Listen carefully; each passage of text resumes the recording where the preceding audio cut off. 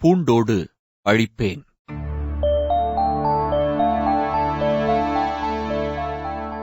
அந்தக் காலத்தில் பாடலிபுத்திரம் புஷ்பபுரம் என்றும் இந்திய மக்களால் அழைக்கப்பட்டது. கணவர் கொல்லப்பட்ட பிறகு சந்திரகுப்தரின் தாய் தப்பித்துச் சென்றது அந்த ஊருக்குத்தான். எதிர்காலத்தில் மகன் நிலைநாட்டப் போகும் சாம்ராஜ்யத்தின் தலைநகரமாக பாடலிபுத்திரம் புகழ்பெறப் போவது முன்கூட்டியே அந்த தாய்க்கு தெரிந்திருக்குமோ? குழந்தை பிறந்தவுடனே அதற்கு ஆபத்து வரக்கூடாது என்று எண்ணி இடையர் குலத்தைச் சேர்ந்த ஒருவரிடம் ஒப்படைத்தாள் அந்த தாய்.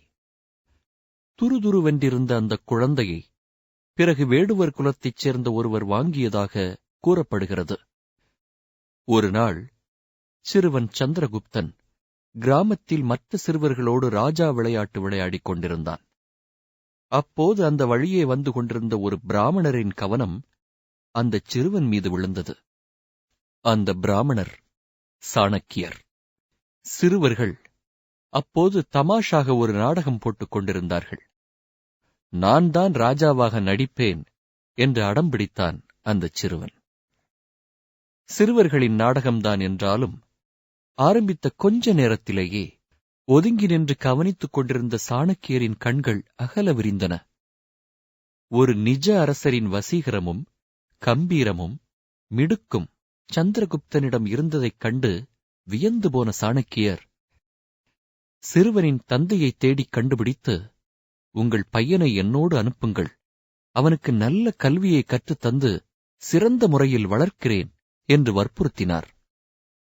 ஏதோ கடன் தொல்லையில் இருந்த அந்த வளர்ப்பு தந்தை, எவ்வளவு பணம் தருவீர்கள் என்று கேட்க, கையிலிருந்த 1000 பொற்காசுகளையும் அவரிடம் தந்து சந்திரகுப்தனை விலைக்கு வாங்கினார் சாணக்கியர். பிறகு சந்திரகுப்தனை தன் சொந்த ஊரான தட்சசீலத்திற்கு அழைத்துச் சென்று அங்கே 8 ஆண்டுகள் கல்வி மற்றும் போர் பயிற்சியும் தந்து மாவீரனாக வளர்த்தார் சாணக்கியர். இந்தியா மீது படையெடுத்த அலெக்சாந்தர் தட்சசீலத்திற்கு விஜயம் செய்தபோது தெருவின் இருபுறமும் அந்த கிரேக்க வீரனை பார்க்க ஆயிரக்கணக்கில் மக்கள் கூடினார்கள். சந்திரகுப்தரும் ஒரு மண்டபத்தின் மீது ஏறி நின்று குதிரையில் கம்பீரமாக அமர்ந்து வந்த அலெக்சாந்தரை ஆச்சரியத்துடன் பார்த்ததாக ஒரு தகவல் உண்டு. சாணக்கியரின் இதயத்தில் கொஞ்ச காலமாக கனன்று கொண்டிருந்தது ஒரு தீ. பாடலிபுத்திரத்தில் அமர்ந்து ஆட்சி புரிந்து வந்த நந்த வம்சத்தை அடியோடு அழிக்க வேண்டும் என்று ஒவ்வொரு வினாடியும் சாணக்கியருக்கு நினைவூட்டிக் கொண்டிருந்த தீ அது. அந்த கோபத்திற்கு பின்னணி உண்டு. தட்சசீலத்திலிருந்து பாடலிபுத்திரத்திற்கு வந்த கௌடில்யர் என்று அழைக்கப்படும் சாணக்கியரின் அறிவாற்றலைக் கண்ட மன்னர் தனநந்தர் தன்னுடைய தனசாலைக்கு, அதாவது நிதி இலாக்காவிற்கு பொறுப்பாளராக அவரை நியமித்தார். போகப் போக சாணக்கியரை மன்னருக்கு பிடிக்காமல் போயிற்று. சற்றே கர்வமான சாணக்கியரின் அணுகுமுறையும் காரணமாக இருக்கலாம். நிதி விஷயத்தில் ஏதோ சிறு தவறு நிகழ்ந்ததை சாக்காக வைத்து அரசவையில் எல்லோர் முன்னிலையிலும் சாணக்கியரை மன்னர் அவமானப்படுத்த, சாணக்கியரும் சற்று அகம்பாவத்துடன் பதில் சொல்ல மன்னருக்கு கோபம் தலைக்கேறியது. சாணக்கியருக்கு மரண தண்டனை விதித்தார் நந்தர். சிறையில் அடைக்கப்பட்ட சாணக்கியர் ஒரு சந்நியாசி போல சடாமுடி வேஷம் தரித்து நாட்டை விட்டு தப்பித்து வெளியேறினார். தனக்கு நடந்த அந்த அவமானத்தை அவரால் மறக்க முடியவில்லை. உன்னுடைய நந்த வம்சத்தை பூண்டோடு அழிப்பேன் என்று மன்னருக்கு தகவல் அனுப்பினார். வாளை கூட தூக்கத் தெரியாத ஒரு பிராமணரின் திமிர் பேச்சு என்று நந்த மன்னர் அந்த எச்சரிக்கை கடிதத்தை தூக்கி குப்பை தொட்டியில் எறிந்தது தவறாகப் போய்விட்டது. சந்திரகுப்தரை வளர்த்து பெரும் வீரராக உருவாக்கிய சாணக்கியர் ஹிமாச்சல மற்றும் பஞ்சாப் ராஜ்யங்களின் மன்னர்களை சந்தித்து பேசி சந்திரகுப்தருடன் கூட்டணி அமைக்க ஏற்பாடுகள் செய்தார். போர் மூண்டது. நந்த மன்னருடன் நடந்த யுத்தத்தில் லட்சக்கணக்கான வீரர்களும் 10,000 யானைகளும் பல்லாயிரக்கணக்கான குதிரை வீரர்களும் கொல்லப்பட்டதாக ஒரு பௌத்த நூல் தெரிவிக்கிறது. சாணக்கியர் அமைதியடைந்தது நந்த வம்சம் பூண்டோடு அழிந்த பிறகுதான்.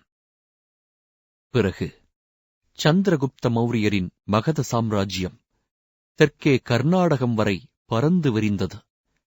தன் கடைசி காலத்தை சந்திரகுப்தர் கர்நாடகத்தில் சிரவணபெல்கோலாவில் கழித்ததாகவும் அவர் இறந்தது மைசூருக்கு அருகில் என்றும் சமண நூல் ஒன்று தெரிவிக்கிறது.